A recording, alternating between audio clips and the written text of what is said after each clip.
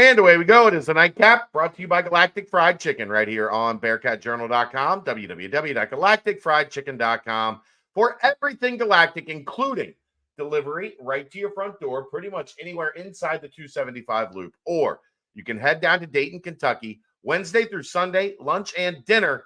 Tell them to pump it up. Save yourself 15% off of your order. What's good, Aaron? Big money tonight. Miami Heat. Big money. Miami Heat got me some money tonight. Got the Reds after they were down 2-0. We'll see how that ends up. But good night tonight for my wallet. That's very good to hear. I don't dabble in those games because I have a very expensive 13-year-old daughter that if I lose money, I'm in trouble. Look, man, I'm in trouble. I put just it's little bets. I mean, it's playoffs. I haven't bet on the NBA. I don't think really much at all this season. But playoffs. I like to put money on the teams that I like to watch. And, Playoff Aaron. A $5 bet turned into like over 40. So let's go. First off, Ty Gingrich, congratulations to him as he claims a share of the Big East Championship in golf. The men's championship had an outstanding week. The what? The what? Do you say the Big East or the Big 12? I'm sorry, the Big 12 men's. I don't know where Big East came from. The Big 12. It's been a long day. Whatever. Yeah, it's been the Big a long 12. Time.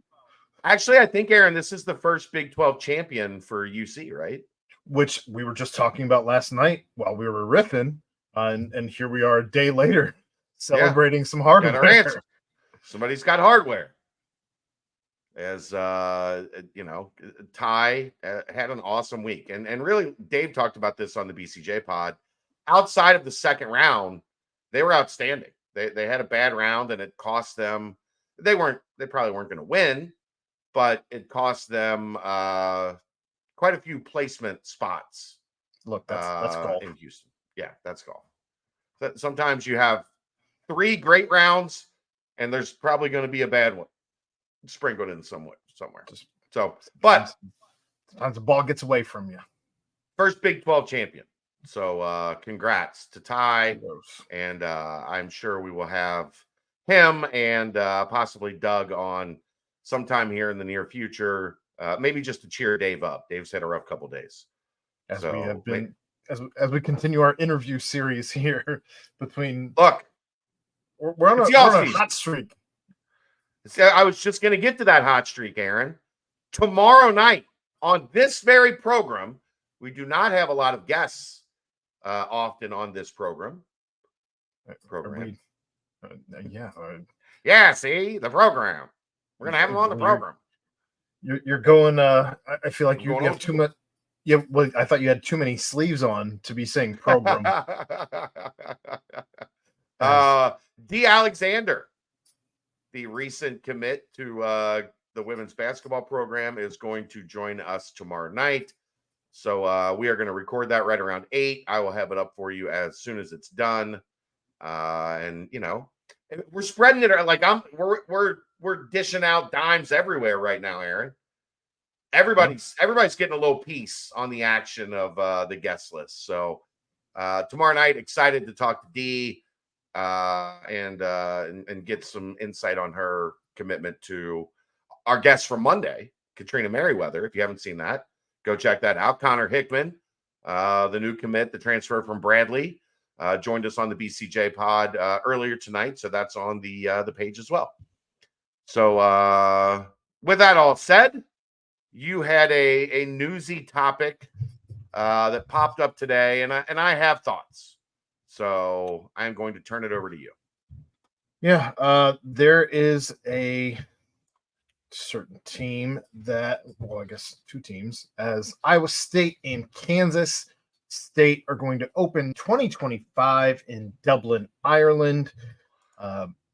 Big 12 rivalry will be opening up in Ireland. This, of course, comes on the heels. On the heels, I guess I use loosely, but we did find out that the Big 12 wanted to do some things down in Mexico, and they pushed that out. I believe they pushed that out until is that 25 as well, or is that indefinitely? Yeah, I think it's 25. They pushed it back a year. So Yeah. 25, 26 in basketball is what it would be. And well, that remains to be seen if that's still going to be something that goes down. But as the plans still are, that's supposed to be that going down in Mexico. But here you have a football game going to Ireland, the first of its kind there in the sense that you have a Big 12 rivalry going all the way overseas. The last time that Kansas State played out of the United States, they were in Tokyo, December 5th of 1992. I believe it may be the first time for Iowa State. Yes, first time for Iowa State. Yeah. So this will be going on August 23rd. Interesting to open the season with a rivalry in conference, but I guess that's really the only way to do a game like this in Ireland. I'm just a little confused as to why we're taking a rivalry game all the way to Ireland for two teams that, to my knowledge, don't really have Irish ties. Especially, here's the thing for me about Farmageddon. Okay. Iowa State has historically been a terrible football program. Terrible. Sure. Matt Campbell has elevated them, and they are not terrible anymore. They are good to really good at times, depending on the year. Kansas State is kind of in a similar boat. They've had more success historically than Iowa State, but they are not an elite football name. Not a blue blood team, or they're not somebody that if you send them to Ireland, everybody is going to be like, I mean, if you asked a majority of college football fans, what is the nickname for the Iowa State Kansas State rivalry? Well, ask anybody from Ireland to point out where Iowa or Kansas is on a map. I'm talking about in America. Ask people to know what you could that probably ask that same is question in America right now, and you might get the same answers that you would get over in Ireland. Truthfully. Right. So I don't know why you're taking a rivalry game and putting it over there. I just don't fully grasp, especially in a what is now going to be a 16-team league, when half of the conference now really doesn't have any connection to itself, to each other. Sure. Right. Especially so with the 4 teams coming in. Right. Like UCF's got some cachet, right? Like everybody loves them for whatever reason. And like Baylor, why couldn't you play UCF Baylor in Dublin? Hypothetically, question. You get what I'm saying? Yeah. Why does it have to be Farmageddon? Why does it have to be something that in getting to like experience all of this year, that might have been top 5 on my favorite things list, is that week, seeing those two fan bases go at each other. And the game was snow and like chaos, and like everybody like really, really gave a shit about that game and those two communities. If Notre Dame hits you up and they're like, hey, we want to play you in Ireland, like, sure. It's not a conference game. Let's go. That would make sense. Right. I don't get these two in Ireland when all their fan bases want is one of those teams to host Farmageddon. It's still one of the great rivalry names in sports because they're both just in the middle of absolute nowhere. Farmageddon. Well, I guess another question I would have would be why you would take an in-conference game as opposed to an out-of-conference game. Think of the money that could be made for a team that is maybe a fringe, like a G5 school, to go overseas and play in this game, as opposed to a power conference playing another power conference in a rivalry. That's just none of this make the way that you could have made more money doing this, I guess, for a school that maybe wouldn't have made as much money. I would much rather see, if you're going to do this, an out of conference game, because you're going to a neutral site. You're losing a home game essentially.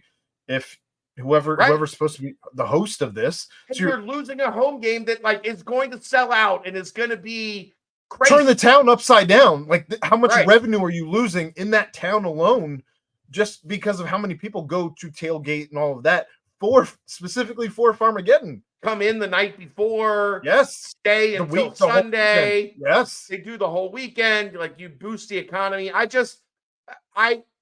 get your Mark wants this to be an international like brand. I get that he has a vision for the Big 12 that is bigger than all of us, and that's his job. It's supposed to be. right. I just don't understand why it's Farmageddon. Like you said, what are the Irish ties to Manhattan, Kansas, and Ames, Iowa? That they're in the middle of nowhere? That people just get drunk? I did see one of the Iowa State fans was like, this is incredible. We're finally going to travel to a place that has enough beer for us to drink. Because I guess everywhere Iowa State goes, they drink all the beer. That sounds about right. Like, literally, they've had like out of conference road games where the Iowa State fans show up and just drink all the beer in the college town. And everybody's like, fuck just happened? Isn't that what happened in Indiana, where they ran out of everything, including the water? Well, that's just because they weren't used to having people at their football games. Well, that... Oh, shit. People showed up. Now what? Can't imagine why anybody thought ahead. Can't imagine why anybody would ever pick Cincinnati over Bloomington. Weird. Huh.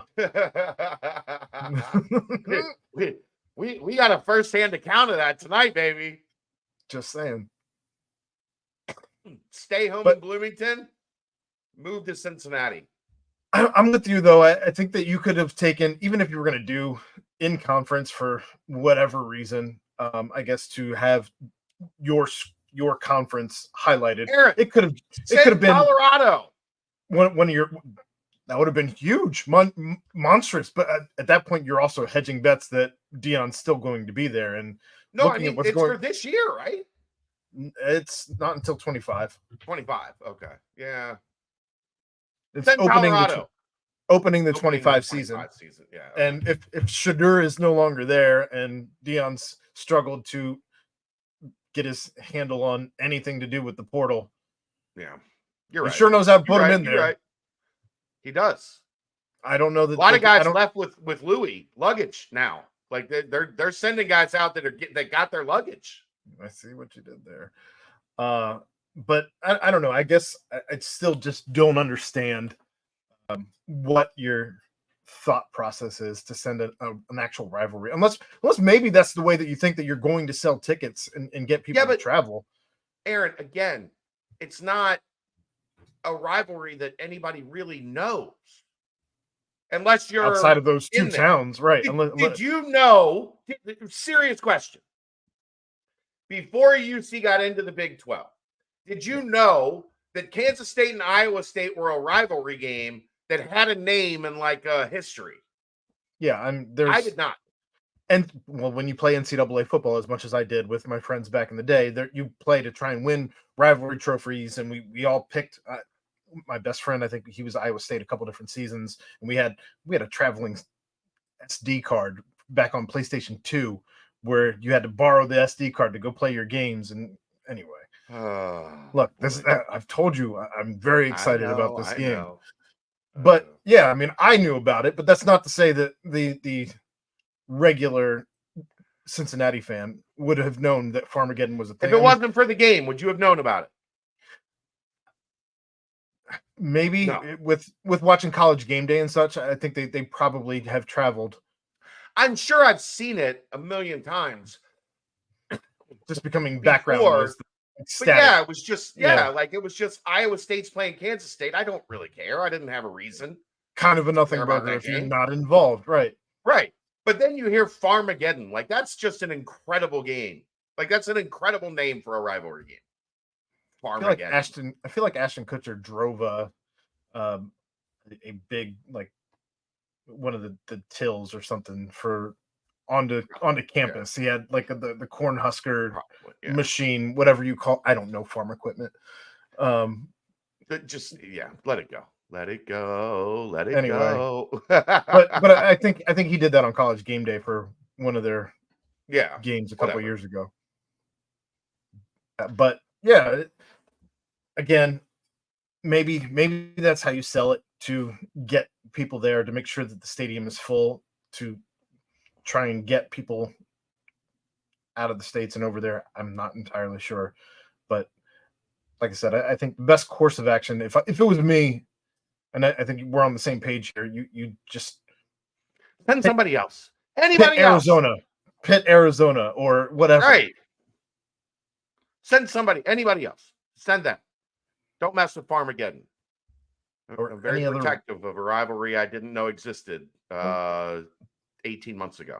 I wouldn't have sent like a BYU Utah or anything like that either. Well, no, that's the Holy War. Right, but this is on the same level. Right. Don't send that one. You're not sending Arizona State. You're not sending Utah, BYU. You don't send Farmageddon to Ireland and kick off the season with it. I wish it was Cincinnati. I would have gone. I'm gonna have too many mouths to feed here. You can't leave your house. You're gonna have to drill a well in the back to get water at some point here soon. Probably. All right, that's gonna wrap it up. D. Alexander tomorrow, right here. We'll see you next time. That's the Nightcap, brought to you by Galactic Fried Chicken, right here on BearcatJournal.com. See ya.